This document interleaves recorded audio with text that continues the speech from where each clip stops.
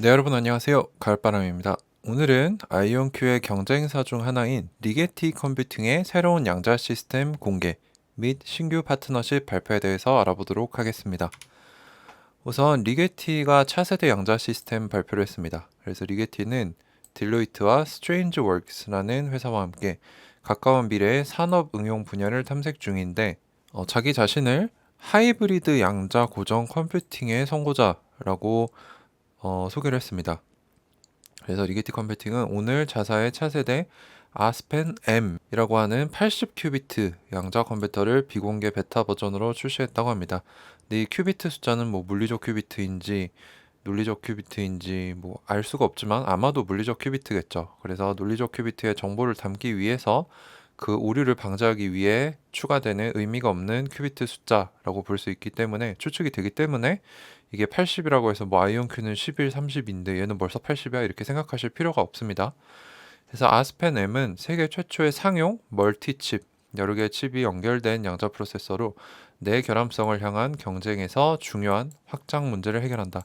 그래서 얼마 전에 아이온큐에서도 RMQA라는 기술을 발표했죠. 이게 이제 Reconfigurable Multi-Core Architecture라고 해가지고 여러 개의 큐비트를 붙였다 뗄다 할 수 있는 이것도 어떻게 보면 멀티칩의 일종인데 내결함성을 가지면서 동시에 확장성을 가져야 되기 때문에 이 멀티칩을 최초로 냈다는 점에서 의미가 있다고 볼 수 있겠습니다. 그래서 아스펜 M은 리게티의 독점적인 멀티칩 기술을 활용해서 두 개의 40큐비트 칩을 합친 형태로 조립이 된다고 합니다.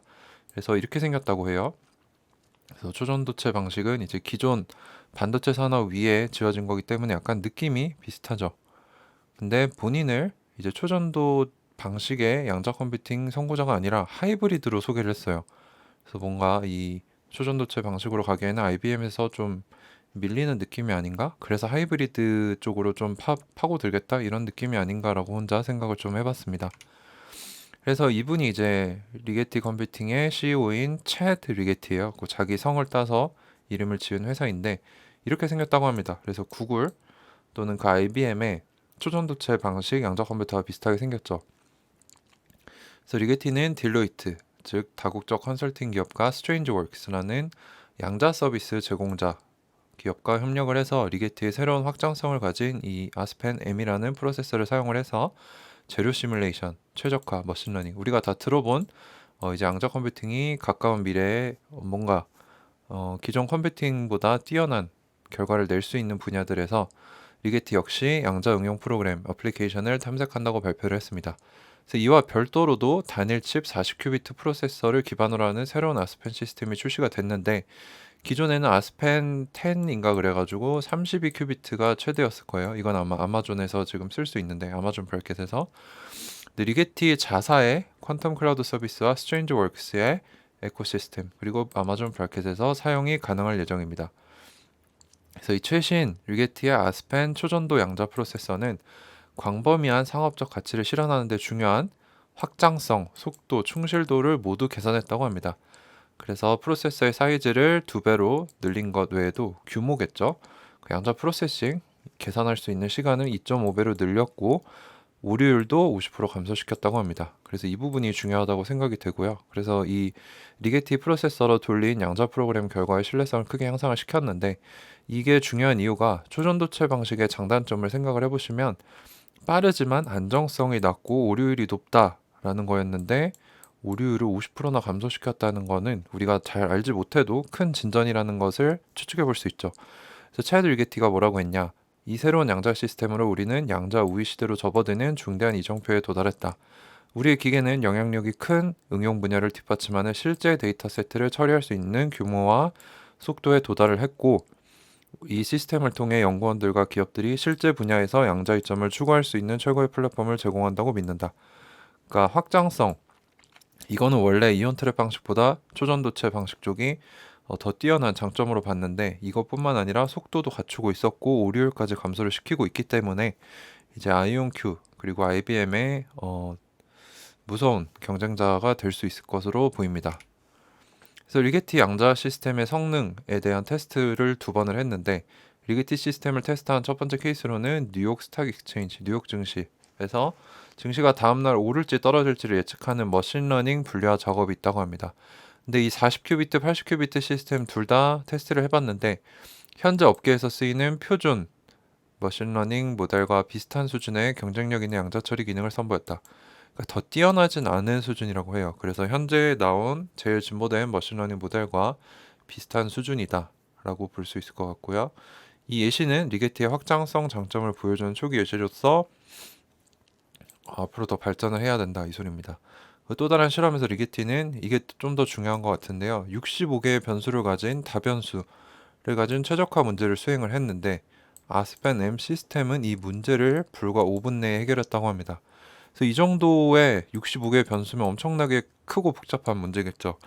이 정도 규모의 양자 알고리즘은 더 이상 전통 컴퓨터에서 흉내를 낼 수 없습니다. 시뮬레이션을 할 수 없기 때문에 리게티 QCS는 대규모 양자 알고리즘을 개발하기 위해 광범위하게 액세스할 수 있는 플랫폼이 될 것이다. 그래서 이 확장성을 확보를 했다는 겁니다.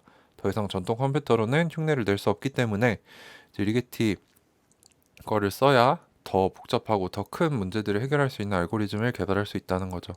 그래서 이러한 종류의 변수 알고리즘은 서플라이 체인, 구매망, 물류, 네트워크 최적화와 같은 복잡한 산업 케이스들에 적용될 수 있다고 합니다. 그래서 이게 이제 리게티의 로고인데 여기에 시그니처 컬러가 약간 이런 센 뭐라고 해야 되죠? 녹색, 하늘색이라고 보면 될 것 같습니다.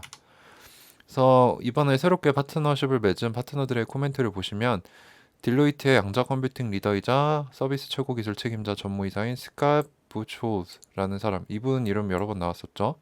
딜로이트에서 우리는 다양한 기술 제공자들과 고객들과 협업을 해서 우리의 비즈니스 그리고 기술적 경험을 융합해서 기술을 선도하는 미래를 만들어가고자 하고 있다. 그래서 이것을 위한 합작 노력으로 우리는 리게티와 스트레인지웍스와의 새로운 협업을 기반으로 고객들이 더 잘 나갈 수 있게 올바른 질문을 정의할 수 있도록 돕겠다. 그래서 컨설팅 펌이 이제 금융회사의 뒤를 이어서 뭔가 이 양자 컴퓨팅 기술을 적용해서 고객들한테 서비스를 제공해보겠다라는 느낌을 주고 있고요. 그리고 스트레인지웍스라는 회사의 설립자이자 CEO, 이건 이제 양자 플랫폼 회사입니다. 소프트웨어도 제공을 하고요. 그래서 윌리엄 헐리라는 사람인데 리게티의 새로운 프로세스의 확장성과 속도는 인상적이며 양자 어플리케이션 개발자 연구원들에게 새로운 가능성을 열어줍니다. 이러한 컴퓨팅 성능을 통해 딜로이트와 같은 대기업은 양자 컴퓨팅을 실제 중요한 문제에 적용할 수 있을 것으로 생각이 됩니다. 우리는 딜로이트와 리게티와 함께 일하게 되어 매우 기쁩니다. 라고 하면서 기사가 끝이 나는데요. 리게티의 이 새로운 차세대 아스펜 M 양자 시스템은 2022년 1분기에 퍼블릭에 우리들에게 이제 일반 사람들에게 공개될 예정입니다. 그래서 이렇게 생긴 초전도 제 방식의 큐비트를 사용을 하고요.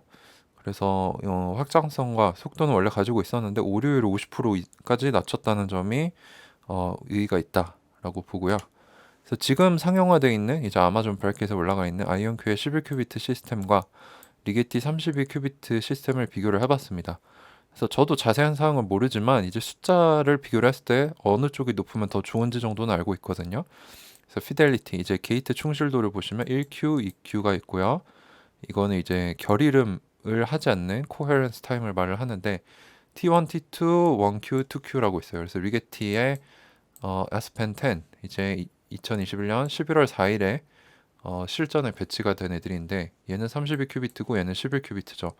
그래서 T1을 보시면 30 이게 뭐라고 했는지 저도 잘 모르겠는데 이게 100만 분의 1인가 그렇습니다. 이걸 실제로 환산을 해보면 0.00003이고요. 얘는 0.00013입니다. 그래서 T1, T2를 비교를 해보시면은 압도적으로 아이온큐가 더 높죠. 그래서 이 아이온큐 이온 트랩 방식의 장점이 이 큐비트 상태가 안정적이고 오래 간다인데 일단 게임이 안 됩니다. 10,000대 0.0003, 0.2대 0.00013. 그래서 아직까지 안정성이나 이런 양자 처리 시간은 이온 트랩이 훨씬 강력하다. 뭐 여기서 얼마나 개선이 됐다고 하더라도 2배, 3배여도 아직 잽이 안 되죠. 그리고 1Q, 2Q 이거 큐비트 하나, 두 개 썼을 때 게이트 타임이라고 보이는데 얘는 더 작습니다. 이건 1억 분의 1이에요. 그래서 0.0217개 이고 4, 얘는 0.02 6개 이고 184입니다. 이것보다 훨씬 더 작은 값인데 아이온큐도 작긴 하지만 훨씬 더 높죠. 그래서 일단 큐비트의 안정성 면에서는 아직도 초전도체 방식이 이온 트랩 방식을 따라오려면 멀었다. 하지만 이제 피델리티 부분, 여기 보시면은 이제 게이트 충실도를 비교를 해보면은 99.37, 94.66인데 99.73, 97.838이죠. 그래서 아직까지 이온 트랩 방식이 좀 더 높긴 하지만 이제 요거보다 진보된 단계가 이제 M이라는 거죠. 그래서 80큐비트인데 얘네가 이제 확장성 그리고 속도 그리고 오류율도 낮췄다고 하니까 뭐 요것도 개선이 됐을 거고 이쪽 부분도 개선이 되면은 이제 게이트 피델리티가 이온 트랩 방식에 근접한 수준까지 올라온다면 이제 굳이 이온 트랩 방식을 쓰는 이 메리트가 좀 떨어질 수도 있겠죠. 뭐 물론 초전도체 방식은 뭐 공간도 많이 차지하고 에너지 소비도 많고 냉각 장치도 있어야겠지만 이제 이 둘 사이의 격차가 좁혀진다면 한번 또 모니터링을 하면서 투자에 대한 고민을 또 해봐야 될 것 같습니다. 그래서 이거는 차세대 시스템은 아니고요. 현재 상용화된 아마존 브라켓에 올라와 있는 아이온큐의 11큐비트, 리게티의 32큐비트 시스템을 비교를 한번 해봤습니다. 그래서 이온 트랩 방식과 초전도체 방식의 장단점이 뭐가 있고 비교가 어떻게 되는지 한번 살펴봤고요. 네, 그래서 오늘은 이제 아이온큐의 경쟁사 중 하나인 초전도체 큐비트 방식 쪽에서 이제 IBM이 선두주자라면 제 주관적인 생각으로는 2위 정도 달리고 있다고 생각되는 리게티가 새로운 양자 시스템을 공개를 했고 또 딜로이트와 스트레인지웍스라는 회사와 어플리케이션을 찾기 위해서 신규 파트너십 발표를 했다라는 소식을 전해드렸습니다. 네, 그래서 이제 또 아이온큐가 최근에 또 의미 있는 반등을 보여줬고요. 매크로적인 경제 지표가 뭐 아직까지 인플레이션이 더 좋게 나왔거나 뭐 그런 건 아니지만 FOMC를 통해서 파월이 이제 우리가 예측했던 것과 거의 근접한 발언, 뭐 금리 인상이나 뭐 테이퍼링 속도를 얘기를 해줬기 때문에 시장이 이제 상승세로 돌아섰는데 이 상승세가 계속 연말, 연초까지 이어져서 산타랠리로 이어졌으면 하는 바람이 있습니다. 뭐 물론 어떻게 될지는 저도 예상할 수 없지만요.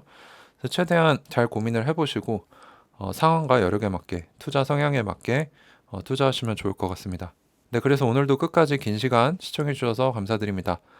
본 영상은 제가 공부한 내용을 공유드리는 정보 공유 차원에서 만든 영상이지 매수매도 추천이 아니기에 모든 투자에 대한 책임은 투자자분 스스로 지셔야 함을 미리 고지를 드립니다. 네, 이상으로 마치겠습니다. 감사합니다. 가을바람이었습니다.